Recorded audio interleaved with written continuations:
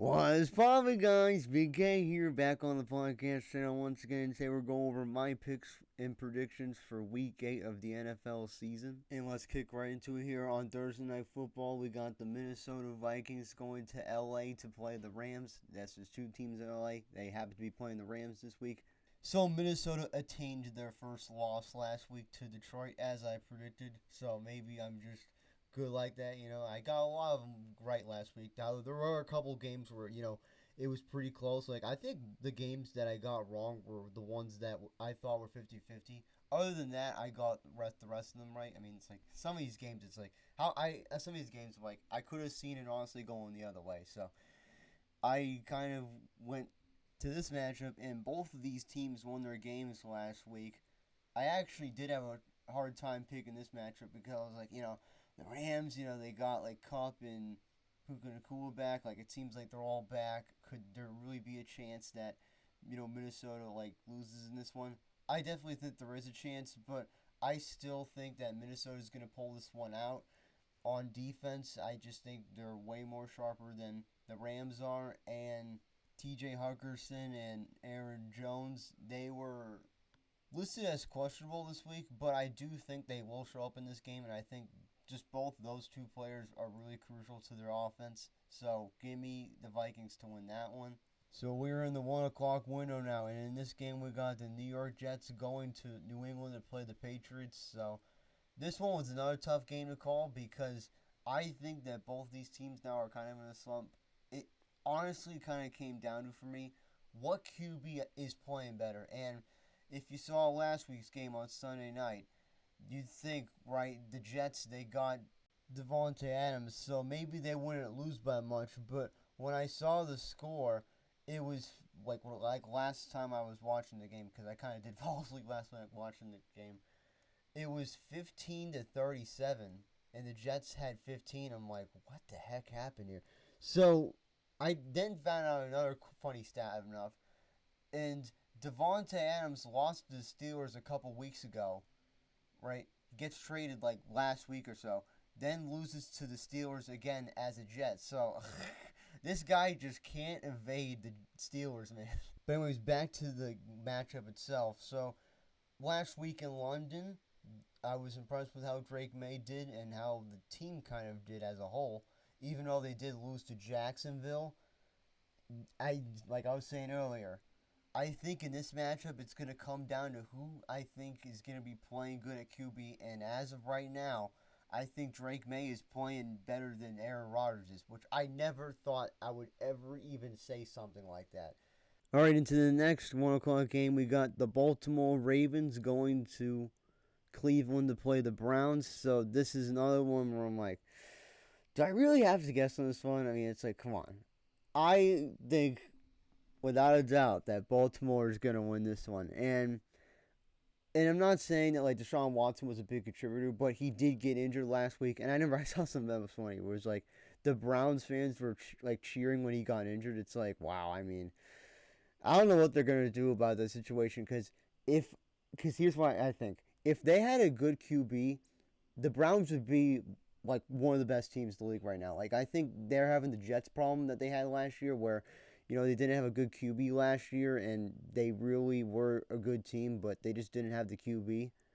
And then Baltimore is just on a roll right now. Like, ever since the first 2 weeks of the season, you could argue in the first 2 weeks of the season they were the worst team in the league. I don't know.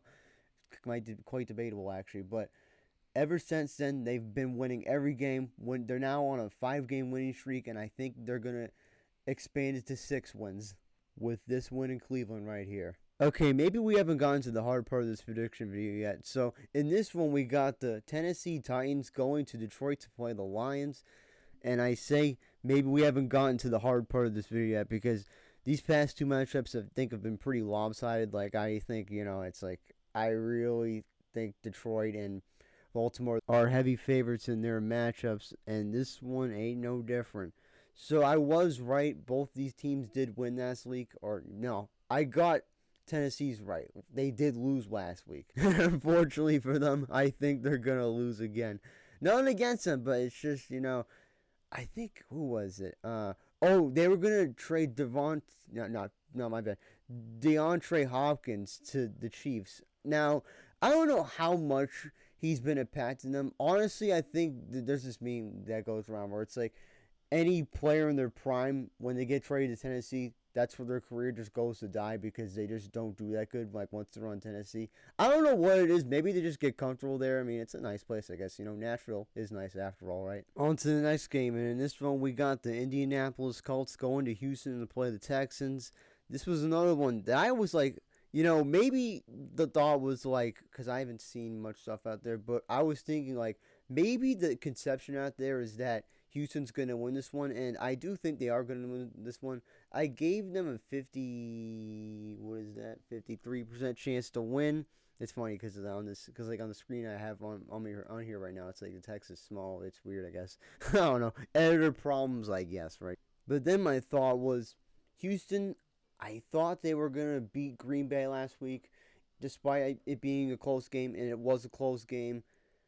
My thought was, maybe they could kind of get it. But then my thought was maybe they could get into a slump here where they lose a couple games that they probably shouldn't have. And then maybe this could be one of them. But I don't think it's going to be one of them. I think that Houston, on paper, is definitely a better team than them. But don't underestimate Indianapolis' ability to make this a close one. Speaking of Green Bay this week, we got the Jacksonville Jaguars going to Green Bay to play the Packers. So I was right on the money last week. Jacksonville pulled it out in London. But as for this matchup, I think Green Bay, just on paper, they're just a better team. That was what my thought was, I just don't think that Green Bay is going to lose to a team like this.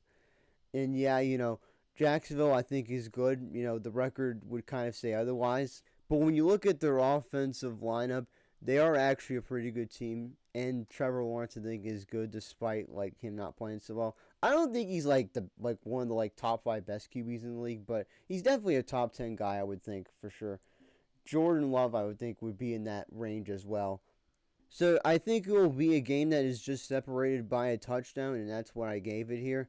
And I don't think I've mentioned this before, but you guys noticed the Jacksonville Jaguars logo on the left, right? Well, that's their first logo, and the reason why I use that logo, I do like it better than the one they have now. But I could never find one for a PNG for the logo that they have now, so I just used their old school logo. I like it, so I think it works for me.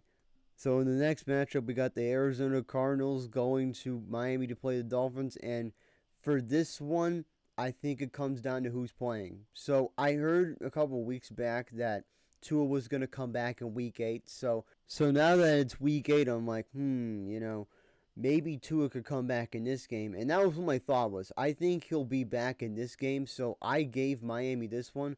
Although I was impressed last week, Arizona, that was another game that I got wrong. I thought that the Chargers were going to pull it out, and they didn't. So, congrats to you guys, I guess, right? You got to win. But if Tua wasn't going to be playing in this one, then I would give it to Arizona. But if the case is that he is, then I got Miami winning this one. Alright, so in the next matchup, we got the Atlanta Falcons going to Tampa Bay to play the Buccaneers. So Atlanta lost last week, and I thought they were going to win, but it was another one of those games where I was like, it was 50-50, so I could have seen it going either way. As for Tampa Bay, they had a brutal loss on Monday Night Football this week. So what happened was they lost both Chris Godwin and Mike Evans to injuries. I'm like, yeah, they're really going to be hitting on offense now. And you could really tell them, those last minutes of the game where, both of them were out. It was they were, really moving up the field like a snail's pace. I just think for this week, they're going to be really feeling the effects of the injuries. And, I still think they'll get points, but I don't think they're going to be putting up, 51 points like they did in New Orleans. And as for the logo, you guys may be asking, okay, so why did you put the old school logo back in there again? Well, I heard somewhere that they're going to be wearing the Orange Crush jerseys or the Creamsicle jerseys, which those were the original jerseys that they wore when they became a team in the NFL. And seeing that, I'm like, why not just throw the old school logo back in there? Alright, so the next matchup, we got the Philadelphia Eagles going to Cincinnati to play the Bengals. So this was another matchup that I thought was pretty tough to predict. you could look at Cincinnati's record and be like, okay, well, obviously the Philadelphia Eagles are going to win. But here's the thing.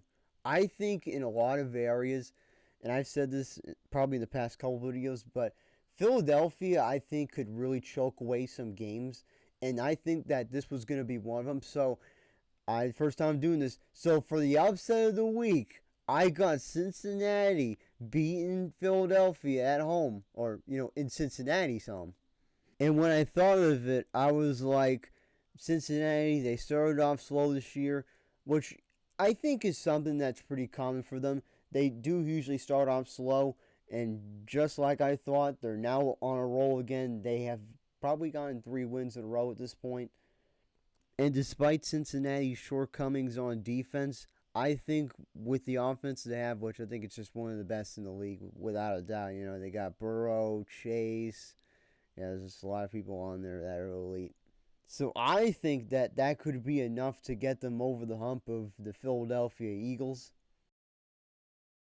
All right, so now we're in the 4 o'clock window with this one. And then we got the Buffalo Bills going to Seattle to play the Seahawks. So this is another one of those scenarios where I'm like, Seattle, they're known to be one of the best teams at home. So you may be thinking, like, do I think Buffalo's going to win this one? You could argue this could be another upset.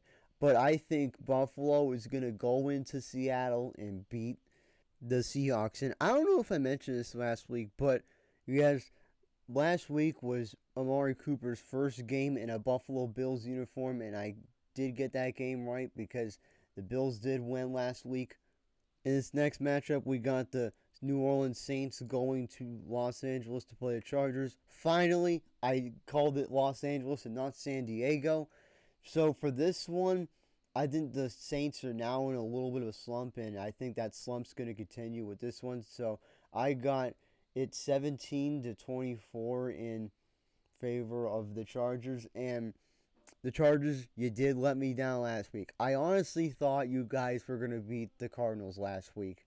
But since these guys are at home now I don't know if home field advantage is necessarily something that impacts the Chargers too much because they play in a city that also has another NFL team in it, the Rams. So it's always been a meme where it's like the road team gets more fans in SoFi Stadium if the Chargers are playing there. Anyways, back to the matchup. So with the Saints QB situation and Derek Carr, I don't think he's going to come back this week. So that also, I think, factored into why I gave this matchup to the Chargers. In this game, we got the Chicago Bears going to Washington to play the Commanders. You could also argue that Chicago is called Chirac. Well, maybe, I guess it's kind of a joke name, but we'll say it's Chicago, right? We'll say it's Chicago. So this was another tough matchup to predict because it's like both these teams, they are 5-2 basically, except Washington has played one more game than the Bears have. And then I was also thinking about something. So the Commanders are 5-2, right? So does that mean that they're actually the best team in their division? Because right, Dallas is like 3-3, or Philadelphia is 4-2, and with the 1 game advantage, would that mean that Washington is the best team in the NFC East? Oh my gosh, I couldn't believe that if that's true. But when I looked at this matchup, it's like, yeah, obviously it's going to be a close one. I think it's going to be a close game without a doubt. But when I looked at it, I'm like, Washington has been finding a lot of ways. No, I mean, they've been finding ways to win some games here. And yeah, you could argue it's because, they have Jaden Daniels. He's been doing pretty well. And I would say, yeah, he is doing pretty well. So this is going to be an interesting matchup with that in mind because Caleb Williams was the first overall pick in last year's draft, and Jaden Daniels was right behind him at number 2. So it's a battle of the rookie QBs. In the next game, we got the Carolina Panthers going to Denver to play the Broncos. So this is now, I think we're in the 4:25 window. And I did hear that the Carolina Panthers are going to be starting Bryce Young again, but I just don't think it's going to do enough for them to get over the hump of the Denver Broncos. Now, the Denver Broncos, I think, have been kind of underrated this year. They were expected to not do so well, and I do think they weren't going to do so well. But then what happened was, I think what's happening now is that Denver's defense is really getting a hang of themselves. Like, I think the past couple of years, What Russell Wilson's problem was that their defense wouldn't like come through. Meanwhile, like Russell Wilson would do whatever. Yeah, I guess you could say like in the 2022 season, it was just kind of a bluff. That was really just a disaster year for them. But I think now you have the defense coming through for them, and Bo Nix is kind of figuring things out. So I think give me Denver to win this one. In the next game, we got the Kansas City Chiefs going to Las Vegas to play the Raiders. So this is another one of those games from like, yeah, this one's probably pretty easy to predict. In the last matchup that these two teams played against each other, the Raiders won. It was on Christmas Day. I remember I was like, wow, these guys really lost on Christmas Eve. I'm referring to the Chiefs. And in this one, I'm like, with all the stuff going on with Las Vegas, I mean, I think the franchise is definitely going to turn around, but I just think for this season, it's probably wraps. The QB situation's looking a little weird. Devontae Adams is gone, so I don't know what's going on with this team. There is Brock Bowers. I've been hearing that he's pretty good, so maybe that's going right for them, definitely. But in this matchup, I just think Kansas City's just going to blow them out of the water. I had them winning with a 60% chance. And with the win last week, they're now 6-0. So now I'm starting to wonder, it's like, so when will they lose a game? Because out of all the times and out of all these years that the Kansas City Chiefs have become the Patriots, I'm like, when have they started out this well? And you'd think, like, they lost some people last year. They haven't had that many offensive weapons. So what makes them start at 6-0? And I'm sure it's a lot of things. All right, so now we're on to the Sunday Night Football matchup. And in this one, we got the Dallas Cowboys going to San Francisco to play the 49ers. So both these teams had a disappointing week last week. Obviously, I wasn't expecting San Francisco to beat the 49ers. It was kind of a game where it was like, yeah, it could go either way, I thought. But as the game went on, San Francisco was losing grip of that game, and then it just turned into, it was a loss for San Francisco. And Dallas was on a bye last week, so it's really hard to say who's going to win this one right now, but if I had to pick someone, I would give this to San Francisco. Yes, they do have a lot of injuries, that could be holding them back. I could say the same thing with Dallas though, but I think San Francisco could really squeak this one out, and I think it has a lot to do with them being at home. But no matter what, I think this is one of those classic NFC matchups. San Francisco versus Dallas. Wait, no, the other way around. Dallas versus San Francisco. So now we got the final matchup of the week. And in this one, we got the New York Giants going to Pittsburgh to play the Steelers. So this one is on Monday Night Football. I guess maybe you could think it would be obvious just based off of if you're watching the video, you can see the Monday Night Football logo there. But there are some people out there that I have found that, just listen to it like a podcast episode. So for this matchup, what I was thinking was, I was surprised last week with how bad the Giants lost. I mean, they only got a field goal. I mean, I guess that's good, right? Because that's I guess the one thing that they can do is get field goals. Kind of alludes to the meme I made a couple weeks back. But as for the Steelers, they did pretty well at home. Now, you could argue it was because Donald Trump was in the box there, and I'm not to get political, but there was another thing that happened where there was a fan that ran on the field with the Trump sign. So I thought that was wild. And as for, because I know the election's coming up soon, I might make an election prediction video. So watch out for that in the next couple weeks, because now it's like 2 weeks away? I mean, it's really coming close, But anyways, outside of politics, let's get back into the matchup. So, Pittsburgh did pretty well last week at home, and there was a theory. This is what I'm thinking. So, remember how Russell Wilson started in the game last week? Well, I think there's an incentive thing, right, when they got Justin Fields from Chicago, where if they started Justin Fields 50% of the time, then that means Chicago would get the 4th round pick instead of the 6th round pick. But however, I think it's the other way around. Whatever. No matter what, that's the incentive structure that they have. So then with all that, it's like, even if they start Justin Fields or Russell Wilson, I just think no matter what, they're going to be winning this game. yeah, I mean, this match in particular. So I would say that Pittsburgh is kind of a heavy favorite to win this one. And yeah, I mean, I don't think this is the particularly the best Monday Night Football game I've seen, but you know, it's a matchup, right? We could say it's a game, right? So you know, it's something that probably I could watch on Monday night. And anyways, guys, that's gonna do it for this video on my picks and predictions for Week 8 of the NFL season. If you guys liked this video, of course, like, share, do all your things. And I was gonna mention another thing too. So I found out a website or a way where you can put in all of your picks and like track like your record and stuff. So you know how I said last week, right, where how I struggled to find a way to like, you know, keep my record on like these games somewhere, right? Well, now I have found a way. So it's through ESPN, and I guess it makes sense it's through ESPN. I mean, I can't imagine doing any other sports thing not through ESPN. I mean, not saying I bet either, but I know they do have a betting service. I don't use it. I don't use any betting service really. But they have a thing where you can go in there and put in your predictions for every game each week. And I don't think there's any money involved, so I guess that's a good way to, you know, get people to actually like bet on stuff without like having to like commit to, you know, putting money down. And until next week, guys.